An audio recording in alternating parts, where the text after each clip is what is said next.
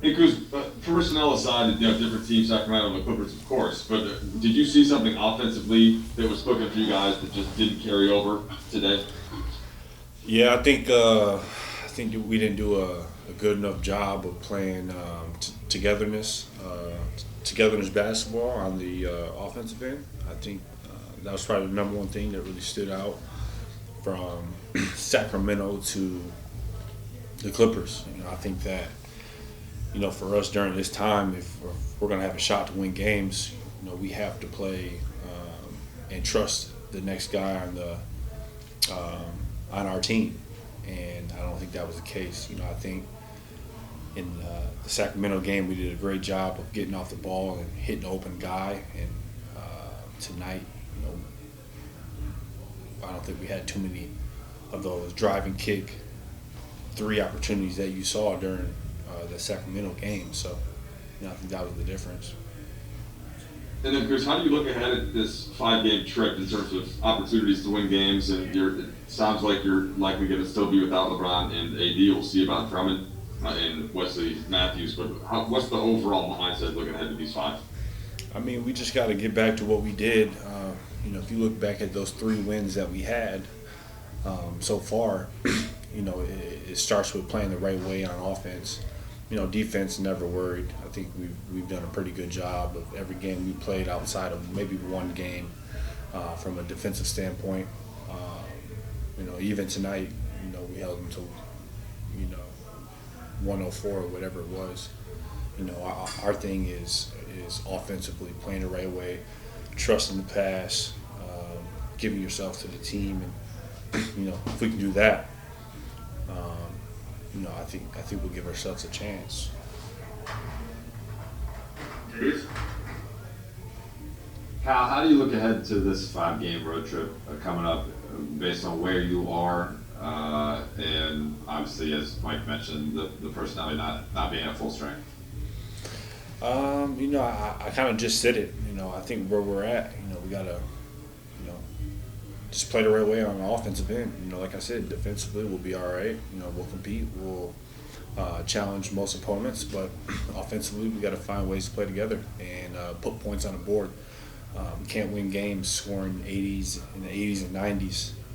We got to, figure out ways to, incorporate everyone and everyone get the ball, touch it, and have opportunities to score. Thanks, Kyle. And Wiki? I think I asked you earlier in the stretch about kind of the lumps that you thought this team would take and stuff like that. How has it been kind of what you expected without LeBron and AD? Has there been anything that surprised you? Has there been anything that you think you guys have been able to do pretty well just during the stretch? I mean, I think trying to find something positive out of the stretch is from a defensive standpoint. I think we've done a solid job on that end. Obviously not being the number one defense, but we've held a few opponents to under 100 defensive rating. That's something that is going to carry over, and I think that's the positive out of this. So. Have you looked at standings at all during the stretch and kind of where you guys are at, and is that a concern at all? No. No, I don't even know where we're at right now. Where are we? I don't know. Fourth or fifth or something like that. Nah. I haven't really paid attention to it, honestly. All right, Kyle? Hey, Kuz, you guys talk a lot about next man mentality, where you guys are at injury wise. I mean, there's not a lot of next men for the guys who are playing right now. Does that sort of have a weight to it, knowing that you guys are sort of the last line of defense, and does it feel a little mentally grinding at all, or where are you at with it?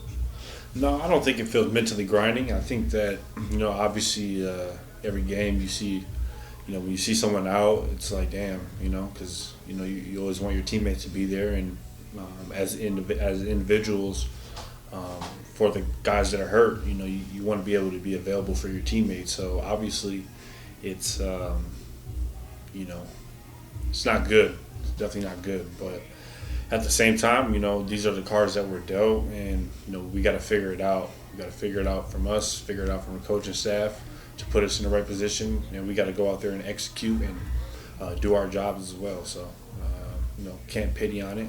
Can't have a pity party. We have time for one more, please. Let's go to Nick Hamilton. Hey Kyle, can you talk a little bit about just the effort of Taylor Horton Tucker? It seemed like he's really been coming off the bench, really giving an effort trying to give you guys some type of spark. What does this effort mean to you all in various situations? Taylor's, he's got a reputation as a scorer. He's someone that can build it up when he has the chance and opportunity to.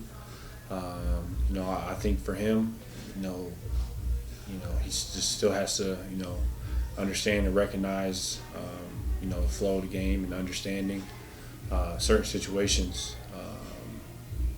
He's obviously a great talent, and for him and us, we need him to continue to do what he's doing, but also, continue to play make and make others better. He has he's been blessed with a gift to be able to get in the paint anytime he wants, and with that being said, getting into the paint means weak side opportunities to find other guys' shots and spark a teammate.